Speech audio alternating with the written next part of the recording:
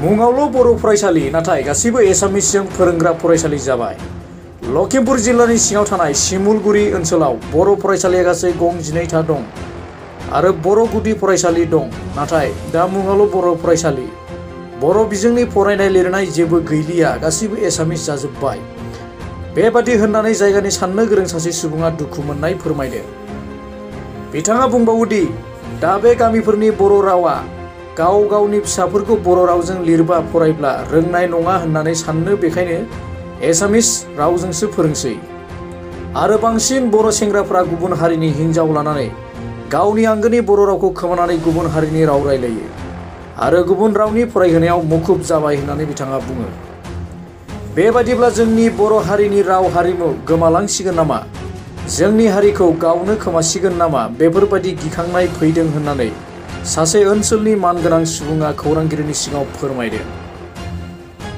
बे माने जोंनि गार्जेनफोरा दानियाबा खाथियाव इंलिश स्कुल जानायलाय बेहायनो फोरोंनो नाजानायखाय जोंनि बेवहाय खमायलांबाय।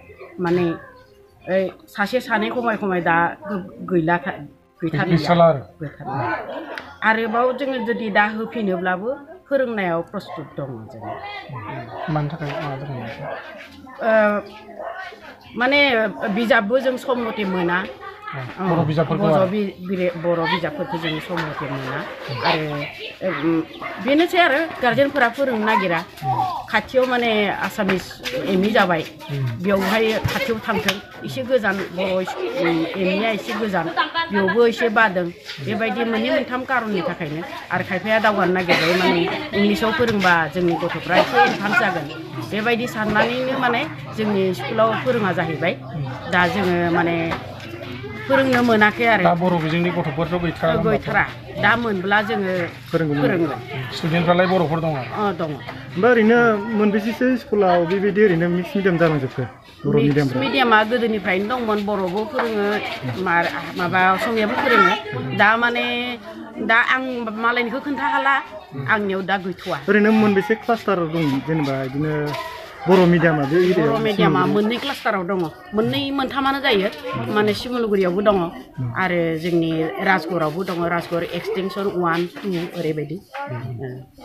बेखिनियावनो माने जोंहा एसे जिर' माबायाव माबा लांनाय बायदि गोलैलांनाय बायदि जादों आरो। माने दा गासै बेसेबांसो फरायसा दं बेयाव? जोंनि बेहाय हारसा बर' मिलायनानै जोंनि स्कुलाव दा 40। दा बेयाव बर'फोरा बांसिन ना हारसाफ्रा बांसिन, आसामिसफ्रा बांसिन? बर'आ एसे खमानो, 15 जनसो दङ बर'निया।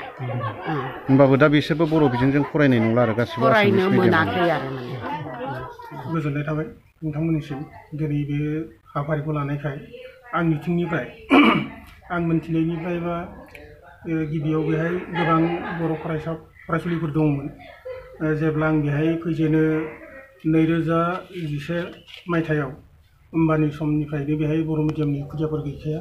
बेनि जाहोना जाबाय गामिनि जेसेबां गार्जेनफोर दङ, बे गार्जेनफोरा बांसिनानो दा सान्दि माने गुबुन हारिनि बिहामजो लाबोजोबनाय जानायलाय खुदियाफोरखौ माने गावनि न'खराव रायलायनाय सरसा गैया जाहैबाय। फारसेथिंजाय सरसा गैयिनि थाखाय दा खुदियाफोरखौ एसे एनै न'खराव फोरोंनो थाखाय गावनि रावजों माने फोरोंनो माने गोब्राब जाना फैबाय।